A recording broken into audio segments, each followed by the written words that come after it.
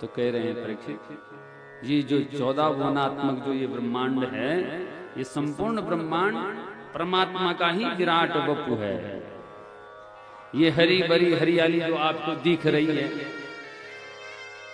ये भगवान के शरीर की रोमावली है। रोम जानते हो? रोम जो ये बाल होते हैं, तो ये जो हरी भरी हरियाली है, ये भगवान के शरीर की रोमावली है। जो ये पर्वत श्रृंखलाएं ऊंची ऊंची चोटियां दिख रही हैं, ये भगवान के शरीर की हड्डियां हैं। गंगा, यमुना, सरस्वती, तुंगभद्रा आदि जो नदियां हैं, ये भगवान के शरीर की नाड़ियां हैं। क्या है? नाड़ियां।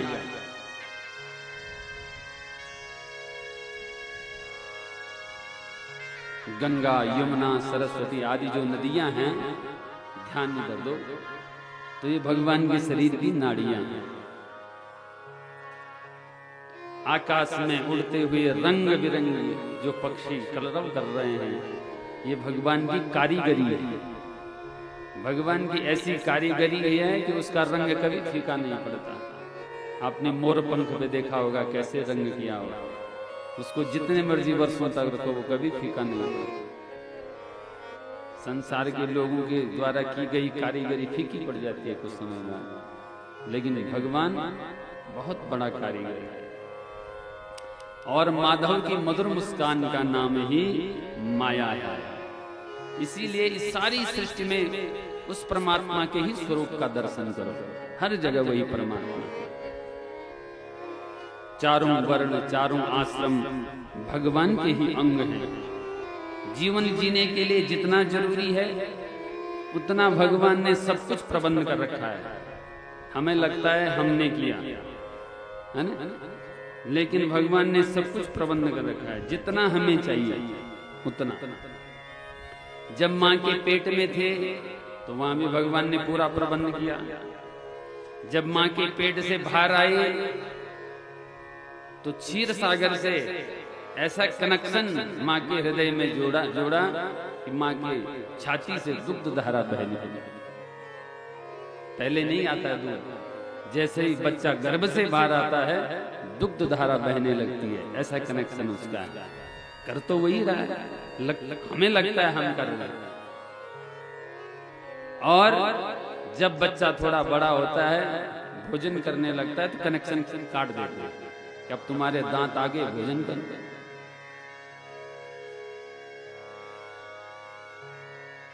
पूरी व्यवस्था भगवान बनाते हैं।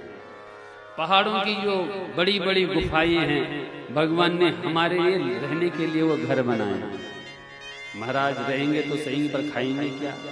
बढ़िया बड़े वृक्षों के रसीले फल खाओ, झरनों का स्वादिष्ट पानी पियो और भगवान का भजन करो। इसीलिए तो आए थे।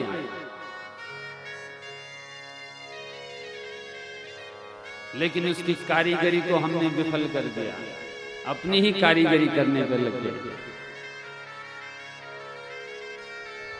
अपनी सुख सुविधाओं के लिए पहाड़ों को खोद रहे हैं, उनमें सुरंगें बना रहे हैं, वृक्षों को काट रहे हैं,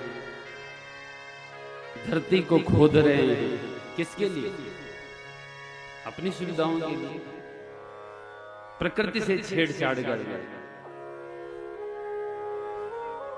जबकि भगवान कह रहे हैं कि हमने आपकी सारी व्यवस्था की, फिर क्यों छेड़छाड़? क्योंकि अपने सुख के लिए, अपने सुख के चक्कर में हम प्रकृति की पीड़ा को भी भूल गए। वो डांडी कांठी जब उनमें सुरंग होगी तो कितना दर्द होता होगा।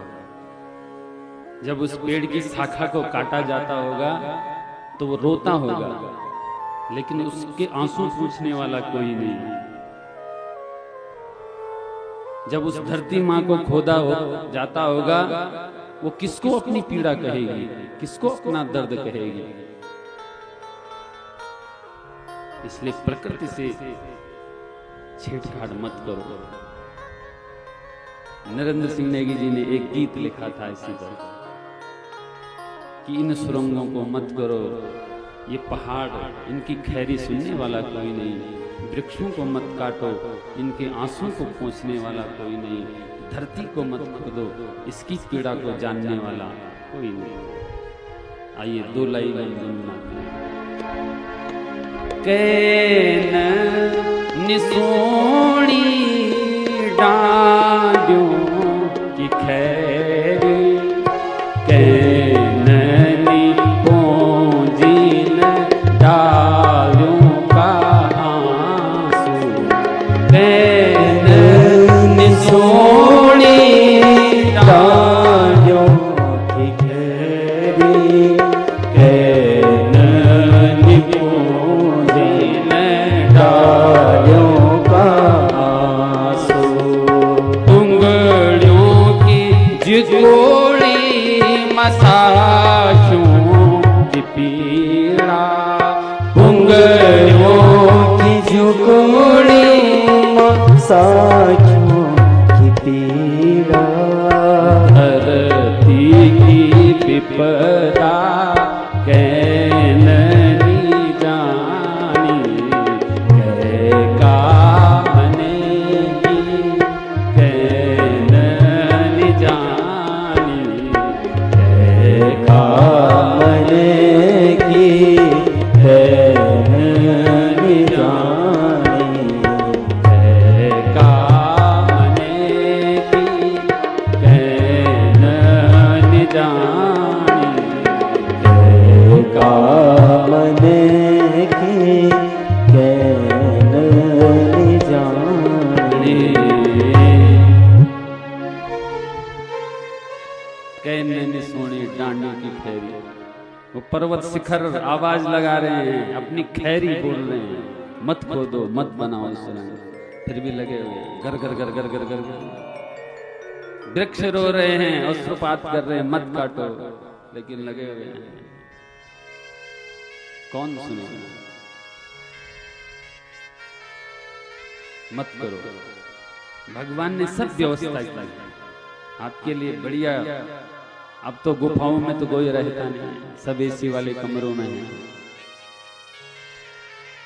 बढ़िया बढ़िया रसीले फल अब ढूंढने नहीं पड़ते, वन में घर ही में आ जाते हैं। अब झरनों का पानी नहीं पीना पड़ता, एक्वागार्ड का घर में लगा हुआ है सुंदर। तो फिर क्यों खोद रहे हैं? जब भगवान खुद कह रहे हैं हमने व्यवस्था की है, फिर क्यों चिंता कर रहे हैं? आप अनन्याश्रित भाव से भगवान का हो जाओ। भगवान का वचन है, अनन्या चिंतयन्तो मां ये जना परिपासते तेषां नित्याभियुक्तानां योगक्षेम वहाम्यहम्। अनन्याश्रित भाव से जो मेरी शरण में आता है, मैं उसके संपूर्ण योगक्षेम का वहन करता हूं।